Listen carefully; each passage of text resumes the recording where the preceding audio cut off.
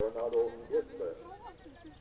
Die Mannschaftsaufstellung der NSF Tornado Hirschfeld im Tor mit Jürgen Schopper, des Weiteren Nummer 3 Moritz Kort, Nummer 4 Kevin Friedrich, die 6 Mario Stumpf, die 8 Marcel Meyer, Sportleiter Bruno Komm, Trainer Daniel Sack, Monteur Sebastian Becker, Linienrichter Sebastian Bierwert. Der erste MSC Selke im Tor mit Dennis Kalter bzw. Tobias Beide, Nummer 2 Mario Zimmermann, Nummer 3 Martin Torulski, Nummer 4 Marcel Kalter, Nummer 5 Sven Witomski, Nummer 8 Jürgen Treter, Trainer Martin Winter, Mechaniker Holger Kalustar, Linienrichter Sebastian Berg. Die Schulrichter sind die Sportkameraden Thorsten Wochert und Herbert Varelien vom MBC Halle. Wir wünschen sportliche 80 Minuten Motorrad. Also wie schätzt du den? Wer gewinnt? Sag einfach Schwelle.